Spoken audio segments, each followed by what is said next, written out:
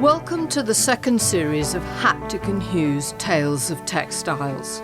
I'm Jo Andrews, a hand weaver interested in how all kinds of cloth speaks to us and the impact it has on our lives. Each of the episodes in this series takes an emotion and unravels how we express it in textiles. This episode is called A Feeling of Sorrow, and it's about how we deal with the deep and difficult emotions that grief brings. It looks at the unrecognised and often unarticulated comfort that textiles give us in this process. It also deals with remembering people who have lost their lives in political violence, how we commemorate appalling events like the Holocaust, and how we might use textiles to memorialise those lost in the pandemic. This is not for everyone, and please don't listen if this distresses you. But sorrowing is a profound human emotion, one we all experience in our lives, and textiles have an important role in helping us to do this. My father died in 2016, just before his 96th birthday, so he'd had a long life. It was sad, but not unexpected. I'd taken his shirts because I just thought, I'm the sort of keeper of everything, really. In the family, I don't like throwing. I'm not that cluttered, but I don't like throwing things away. So I've kept the shirts. That's Judith Staley talking about her dad, Vern. His shirts were pretty special. We sort of bought my dad's shirts latterly in the last 15, 20 years of his life, I suppose. And one sister in particular always chose him a lovely shirt for Christmas. So it became part of him. And I think he liked them because they were gifts from his daughters. He was a real family man. He was a very gentle man. And they became very part of him. Judith is the founder of a remarkable movement called Sew Over 50, which is a gathering place for people of all backgrounds who sew and make their own clothing. I have no doubt that were it to become a political party, it would take over the world. It has just celebrated reaching 30,000 followers. But even though Judith has all the sewing skills, it took her time to decide what she could make from the shirts for her three sisters. And I wanted to do it as a surprise, but then I wanted to make sure it was something they would want. And I thought it would be nice to make something that they could wear rather than a cushion. But again, I didn't think making a top seemed appropriate. Somebody on Instagram had made an apron from a shirt or from a few shirts, and that just gave me the idea that I could do that for my sisters, because it's something that they won't wear every day or out in public or whatever, but they can wear at home. And it's sort of like wearing a part of my dad, I suppose. Making the aprons brought back lots of memories of her father and helped Judith process her own feelings. So as I was making my sisters the aprons, I was thinking of my father as I sewed them, and pictures of him in the shirts and being with him, wearing his shirts, walking into the house and seeing him there. And her sisters enjoyed the surprise. My sisters all live fairly close together down in England, and they did get together for Christmas Day. So I'd sent a joint parcel with them in. I wanted them to open them together. Luckily, they were able to. There's a lot of humour in our family, a lot of joking, and so I think it was a mixture of being able to laugh at themselves in them, but comfort as well. Tears of both laughter and sadness. They put them on straight away. Took the photograph to send me, and I think cooked Christmas dinner wearing them. But I knew that how receptive they would be to it. I knew they would be fine. They would like it. And the apron will hang there in their kitchen, and they'll catch glimpses of it, and they'll wear it sometimes. But it's just catching glimpses of my dad, I suppose. In the past, many of us would have marked the death of a family member in very different ways. The Victorians in particular made this a highly formal and complex display, with specialist fabrics and clothing worn for long periods of time. Dresses of Parramatta silk or the cheaper black bombazine, veils and black armbands would be commissioned. The British textile manufacturer Courtaulds made a sizable fortune just producing black mourning crepe, so widespread was the demand. Entire stores sprung up to provide appropriate dress to all family members as quickly as possible after a death. One of the most popular was Jay's Mourning Warehouse in London. But today, for many of us, our sorrowing is much more individual and private. There's very little expected of us in the way of dress or behaviour after a death, which leaves us with the question of how do we process sorrow? Judith thinks that working with textiles has a special power to do this, and that it has a strong connection with memory and feelings. The touch of the fabric, the fact that a loved one has worn that close to their body and somehow feel them through that. Unfortunately, my mum died 2012, before I'd begun sewing again, and I didn't keep any of her. She had a thing about cardigans. I would have loved to have made something from those, but I do have a silk jacket of hers that she must have bought in just after the war, I think, in Bond Street, and I wear that occasionally, and I really love to wear that because that's one thing I've got of hers, clothes-wise, and she loved her clothes, and that's one thing I've got, and I love to wear it because she wore it, and it's just lovely to have that. And I suppose it is like having a hug, bit of their present, bit of them on your body. There is a sense that touch and handling fabric engages our brain in a way that gives the conscious parts of it something to do and allows deeper emotions to surface. It seems to access a different system to words or speech, a system that connects more directly to our feelings in a less formalised, calmer way. There's been a lot of research done, not least by the UK's National Health Service, on how knitting helps to deal with chronic pain. And what is sorrow if it's not a different kind of pain? But this is not the only role textiles play in sorrowing. In 1973, Chile's democratic government was overthrown in a violent coup. A military dictatorship was established by Augusto Pinochet, and thousands of people suspected of left-wing leanings were snatched off the street and disappeared. The repression was intense. Anyone who tried to say what was happening put themselves in great danger. There was complete silence until people took up their needles.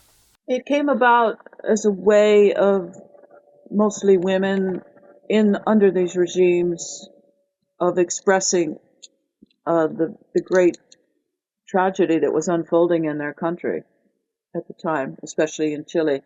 The normal journalistic avenues were sequestered. They weren't allowed to talk about it. You could be arrested for even having given support to a dissident or a protester. It was a way that they could call out to the world at large their grief and sorrow and the difficulty of living under these conditions. The textiles were called apiera, which in Spanish means simply burlap or hessian, because that's what these pictures were stitched on, a form of sacking. And as sewn materials stitched often in Catholic churches, they pass below the radar of the state. Deborah Stockdale is a specialist in apiera. She works at Conflict Textiles, which is an international collection in Northern Ireland that focuses on elements of conflict and human rights abuses expressed in textiles. Deborah says that the apiera were made to send a message and to express sorrow. I think both of that is true. In a lot of cases, they were making them for themselves. It was a way to deal with grief and to deal with the disappearance, to hold the fabrics of the shirts and the trousers and the school uniforms, and to honor the person that would have worn these things and handled these things on a daily basis. The difficulty with the arpilleras is that a lot of them are very, very personal to the person. And it was a way of speaking out that they would have never been afforded as citizens. It was a way that they could communicate with the larger world that these things were happening. And the way they were smuggled out to countries in Europe and other parts of the world, it was like underground railway of information. Because they were so seemingly domestic and craft-like, they didn't come to the authorities' attention. The authorities didn't realize the significance of what the stories were telling to the rest of the world. The apiera were exhibited in Germany and Britain and were some of the first evidence of the repression that was spreading across Latin America and the terrible impact it was having on families. Deborah says she was immediately drawn to them. For me, it was a combination of my love of storytelling and history and textiles, which run side by side. The fact that they were small, miniature, very complex creations. Their domesticity and often prettiness or cuteness of the colorful fabrics and the small doll-like creatures belie their very complex background and history and the story that they tell. The stories sometimes were extremely difficult. They talked about torture and disappearance, of imprisonment, of families in distress, loss. And the combination of all these things in one small 25-inch piece of fabric attracted me immensely. Deborah has been a quilt maker for 50 years and has worked with a number of community groups making historical or story-based textiles. She's no stranger to sorrow herself and has made textile pieces to commemorate the deaths of her brother and sister. I think textiles have a language of their own. One of the things that I always say is they have prana. Prana is the connection between the animate world and the inanimate world. And I think the objects that we use and that we wear and are imbibed with our own energy, like and old clothes, old hats, anything that's in daily use carries this energy onward. And it can exist without the person. And I find that when I am making a memorial piece like for my brother and my sister and making these arpilleras that connect me with specific people, they have the energy from that person, and by making artwork with it, I'm carrying that energy forward and displaying it for other people to see. I think the feeling of a soft old blanket or like a scratchy tweed coat evokes memories in us that are almost subliminal and very important. It cuts through a lot of the verbal connection that we would have with people. And I feel that by using these things, it gives them a further connection and importance in our lives. And that sense of standing outside language means that many people have a specific reaction to the apiera. It depends on the person, but one of the first responses when people see arpilleras is that they want to touch them, which is, to me, is an automatic connection, especially concerning textiles. The desire to touch, to feel, to use the other senses just beside the visual to connect. We all desire to touch and to feel, but it's a sense that it's been less familiar to us in the modern world. We're all ever so slightly disconnected. And I think art eras evoke this response in people. I know that, as a textile artist, you aren't really supposed to touch things that are on exhibit, as we all know. But they do evoke that in people. They want to feel it as well, especially the three-dimensional part with the small dolls and the embellishments and people put on them. The power of the stories a Piera can tell has meant that they have been adopted almost universally. Many artists and individuals have used them to convey their own feelings.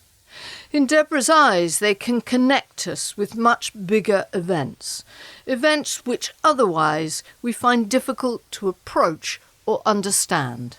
One of the art eras in the collection is by a woman called Anna Zlatkis. She's an Argentinian, and it portrays a man and a woman leading children out of war-torn buildings, buildings that have been reduced to rubble. Her piece honors the men and women, the many men and the many women that led Jewish children to safety throughout Europe. So it's a humble-looking piece. It's just a man and a woman and a child in each hand. But it represents so much. It represents thousands and thousands of people, thousands of children that were saved. A very small, simple artwork like that can connect you with a much greater picture. Connecting with a much bigger picture is exactly what Karen Garfen does. Her work is powerful and moving, often all the more so for being very simple, stitched words on everyday objects. But there is nothing simple about the subjects she tackles. For many years, Karen created stitched artwork about eating disorders and body dysmorphia.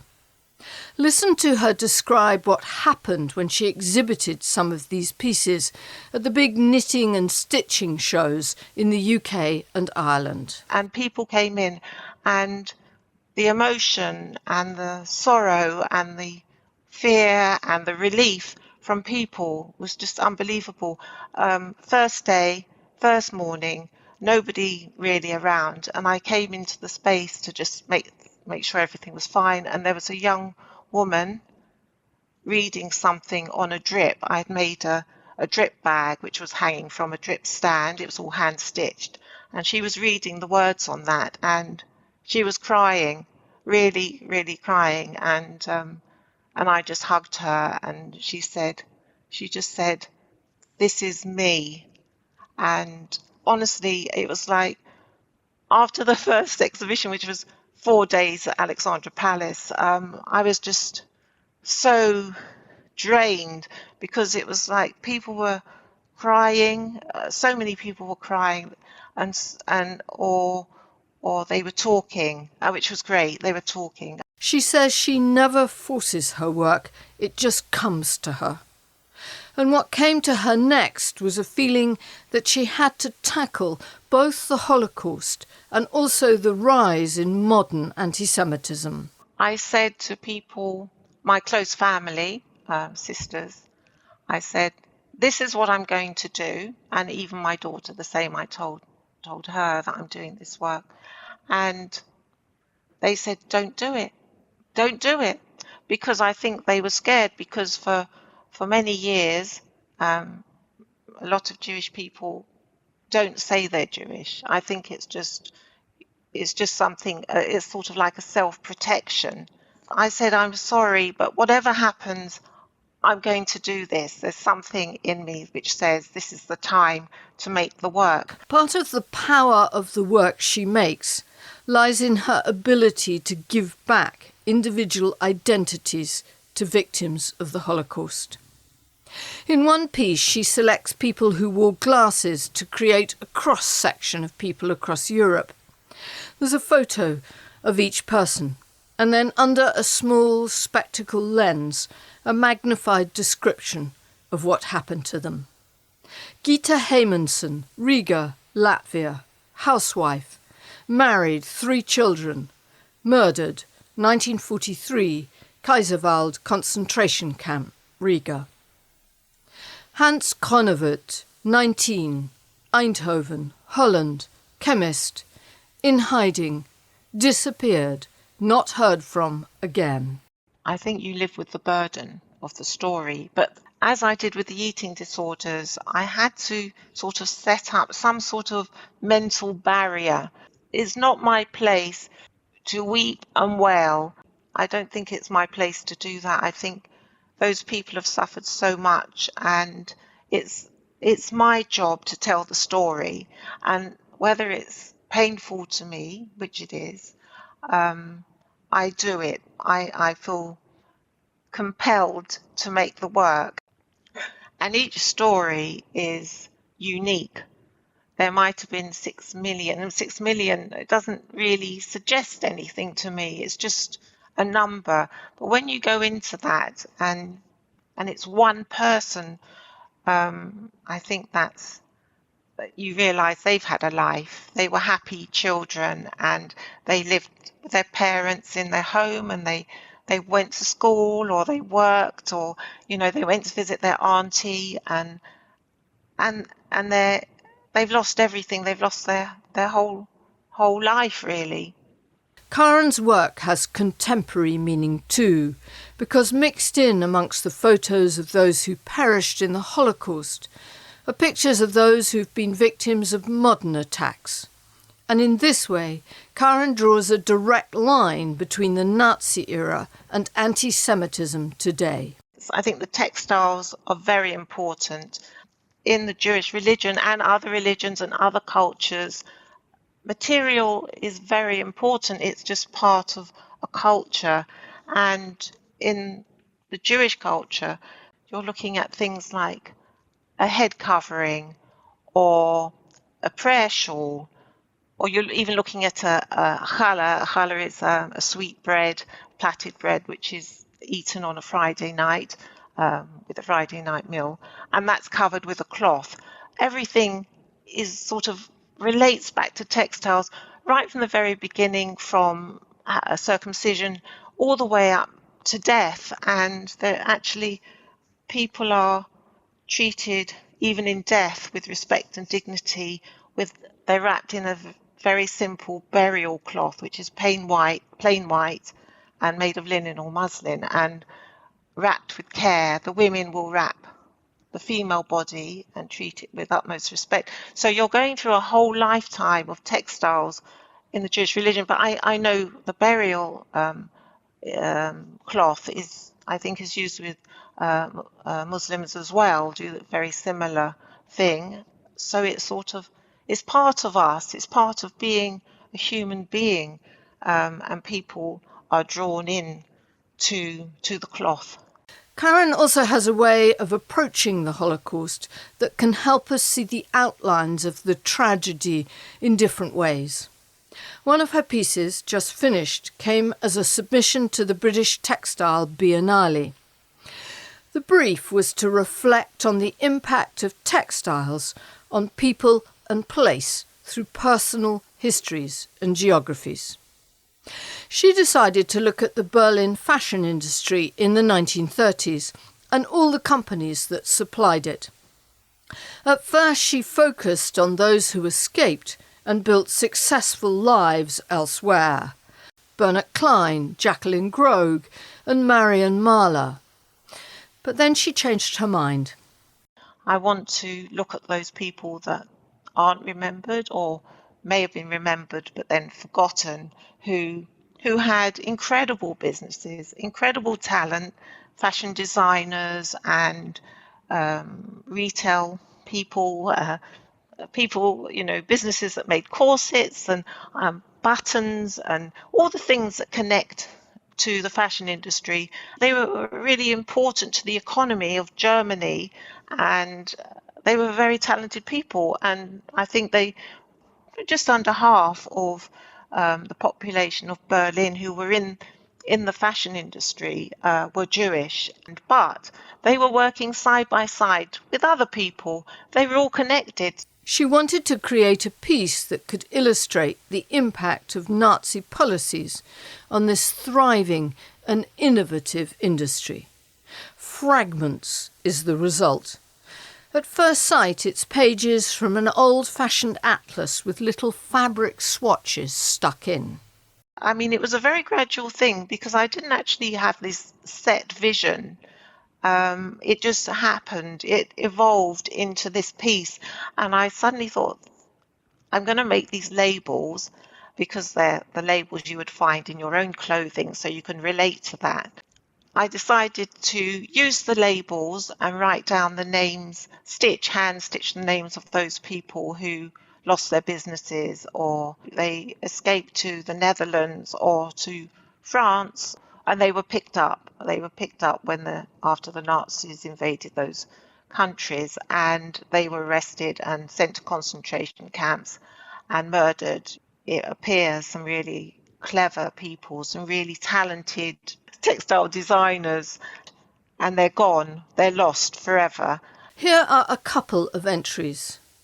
Julius and Simon Block, high-end women's fashion business supplying Harrods, Harvey Nichols, and exporting dresses and suits to Scandinavia and Switzerland. Confiscated without restitution. Egon Zons, a fashion designer. Egon emigrated to Holland. He was arrested in Amsterdam and deported to Auschwitz, where he was murdered. Karen stitches layers of meaning into her pieces.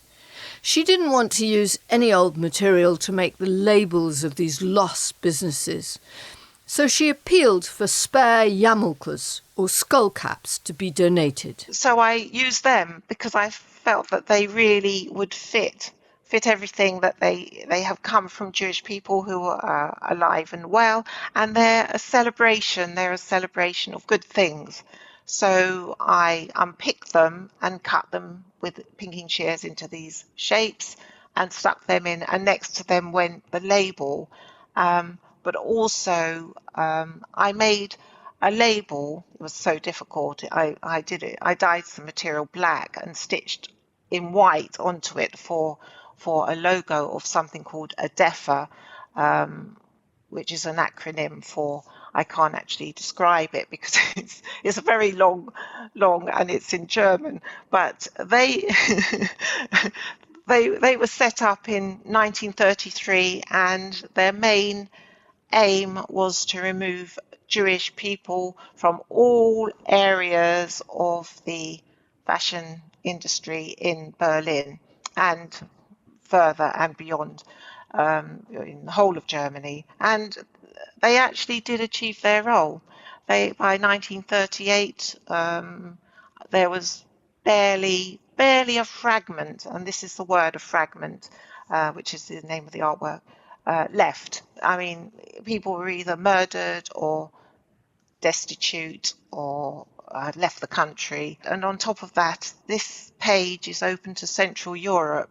So you see all these countries where there was a Nazi invasion and where there was huge amounts of anti-Semitism in other countries in Central Europe. So that was very important. And there's one area where there's a gap. And you can see Budapest and Vienna, where Jewish people had to escape from, and also in that area you can see Auschwitz is on there. It's in the Polish word, which I can't quite pronounce, so I'll just say Auschwitz. So you can see that if you look closer, you can see the extra meaning to this piece, and the gap is also saying these are the people that are forgotten. They're not here. We don't even know their name, but they're gone. Her work is deeply moving, and the reaction to it, unsurprisingly, has been supportive. Incredibly positive from all people. I put the work up on Instagram, and when I first did it, because of all these doom mongers saying don't do it, I was scared. I was actually scared to put it up, but the actual response has been very positive, and and people are saying, yes, this is amazing what you're doing, just carry on, it's very important. When I make an artwork, I'm not pointing a finger, I'm saying this is what happened. I mean, I'm doing it in my own way. I'm not accusatory. I want to just do it in a very respectful way, with real care and sensitivity, because that's the only way to go when you're dealing with something as painful as this. Which brings me right back to current events. We've been living through events over the past 18 months which have disrupted our lives completely and have meant the loss of millions of people. The pandemic is not over yet, but I've been wondering if people will find textiles a powerful and useful way to process the sorrow of this. Karen says she raises her hat to the bravery of anyone who is prepared to make work about COVID at present. She doesn't feel ready. Deborah Stockdale, though, thinks it will come in time. I think the pandemic has been a game changer for so many people on the planet.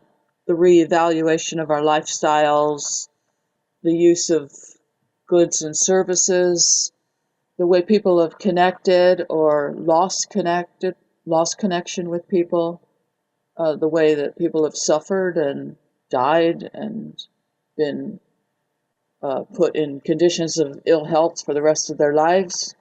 These are all topics that artists will address in all kinds of art forms. I think one of the main things about pandemic that's resonated with me is the contradiction between isolation and connection, and the fact that never have most people been so isolated, but in a certain way, never have they been so connected.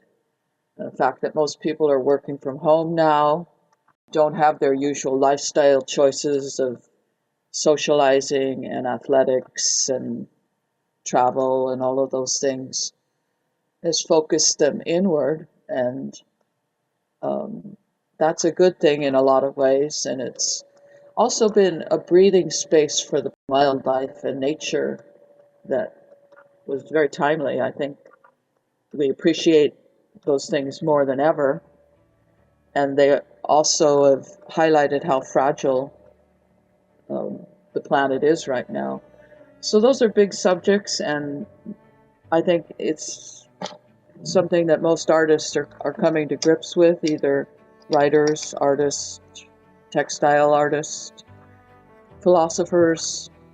All of these people are looking at pandemic and trying to figure out what it actually means, the changes that the pandemic has brought, what that actually means to them personally and as citizens of the universe.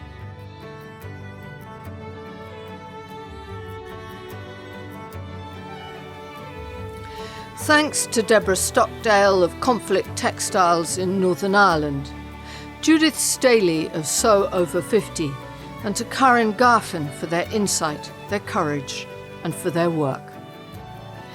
You can see images of what they've been talking about and find links to their work at www.hapticandhue.com/listen, where you will also find a full script of this podcast and a form which gives you a chance to join the Haptic and Hue community. It was hard to find a poem, mere words, to express some of the enormously powerful feelings this episode has explored.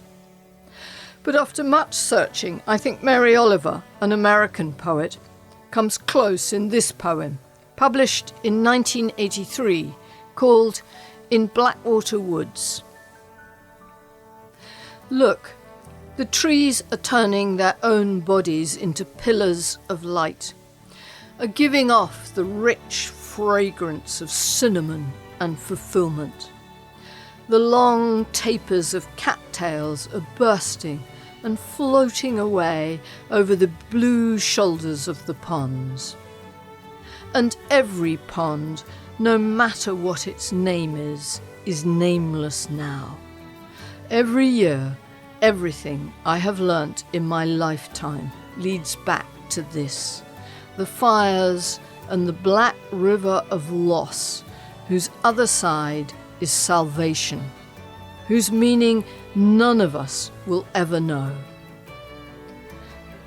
To live in this world, you must be able to do 3 things.